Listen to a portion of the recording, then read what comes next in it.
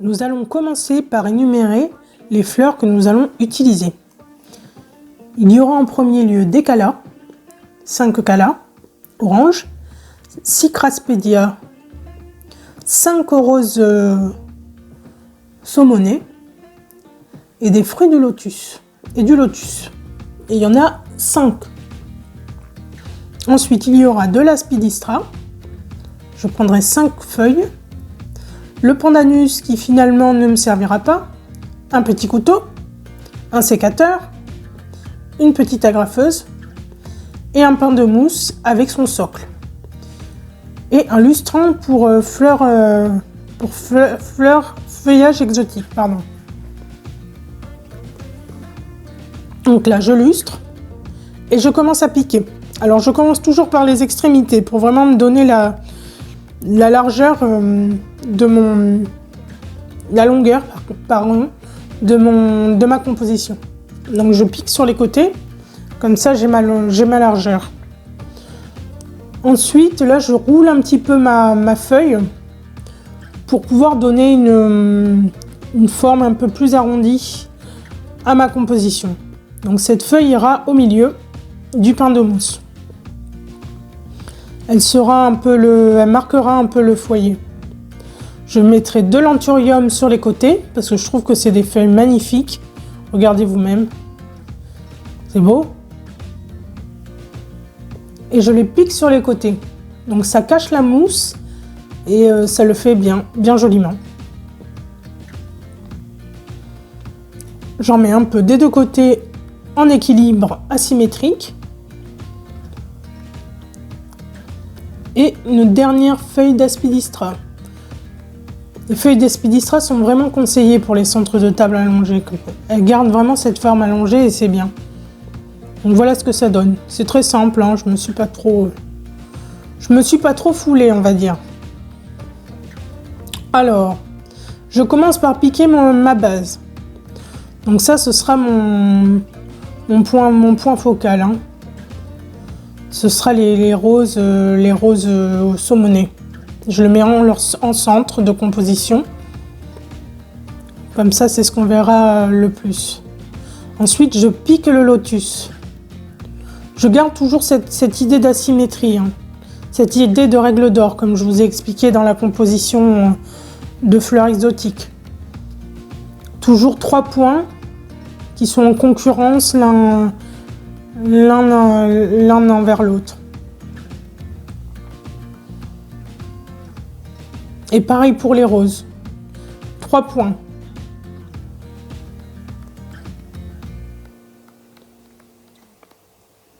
Hop. Et je tourne la composition pour pouvoir piquer mes autres fleurs. Donc mon lotus qui ira de l'autre bout. Comme ça c'est mon dos, excusez-moi.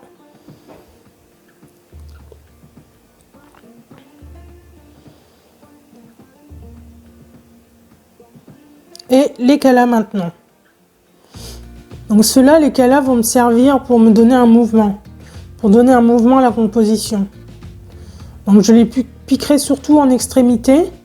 Et je les laisserai la tige sortir un peu de la forme. Pour qu'on voit le mouvement des callas. Ça fait très joli dans une composition. Là vous allez voir, je vais faire un mouvement avec le callas. Et la tige sera apparente. Voilà, vous voyez ?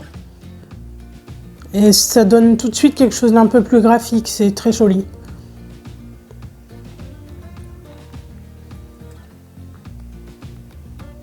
Le dernier callas, l'avant-dernier callas, que je mets sur le côté, mais de l'autre côté de la composition, toujours en respectant cette asymétrie, que ça soit d'un côté ou de l'autre de la composition.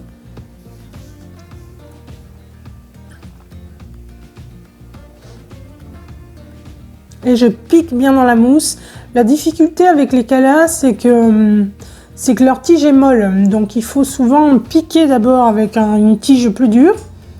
Et après, remettre le callas dans le trou que l'on a fait auparavant. Sinon, ça casse la tige. Là, je pique les craspedia là où il y a ma technique. C'est-à-dire les cavaliers que j'ai mis pour tenir les callas en mouvement. Donc je cache les fils de fer.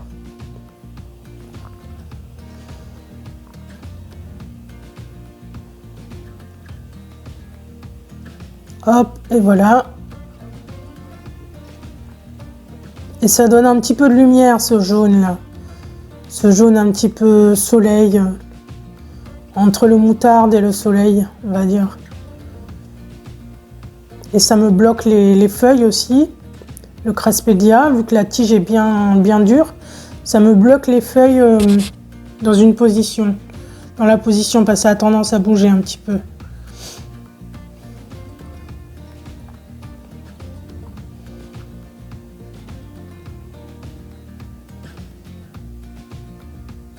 Hop, et voilà. Et le dernier Craspedia. Vous voyez, c'était pas bien compliqué. Mais je pense pas que je vais mettre le pandanus.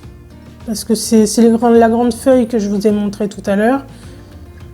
Elle ne rajoutera rien de spécial à la composition. Donc je pense pas que je vais la mettre. Non, je crois que je la mets pas d'ailleurs.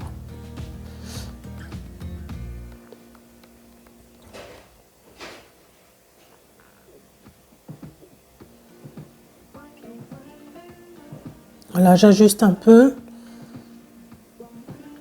Et je retourne ma composition pour que tout soit équilibré. Je vérifie que les fleurs et le feuillage soient joliment mis et équilibrés.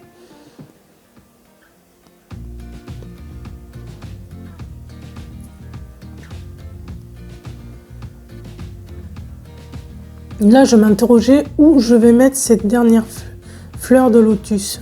Pas fleur de lotus, ce dernier fruit de lotus. Et finalement, il a trouvé sa place. Comme toutes les autres fleurs, elles trouvent leur place dans une composition.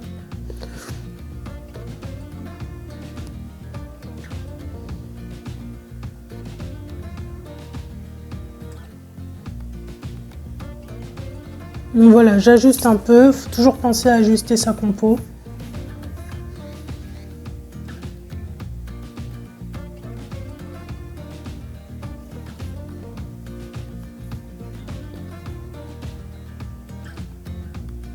Là, je retourne. Et je vois qu'il y a des trous en bas. Donc, je rajoute un peu de feuilles, de feuillage d'Aspidistra que je roule et que je maintiens avec une agrafe. C'est aussi simple que ça. Et après, je le pique dans la mousse à la base pour avoir une belle assise à la composition. Sinon, s'il n'y a pas du feuillage partout, ça fait pas très joli. Et de l'autre côté, je fais la même chose.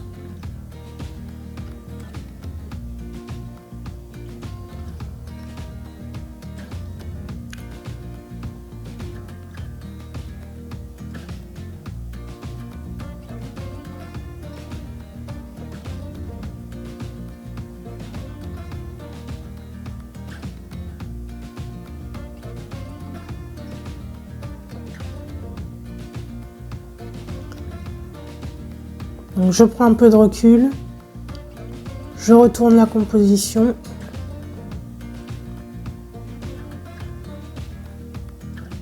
Et là je vois que j'ai encore un petit trou. Donc je rajoute une feuille.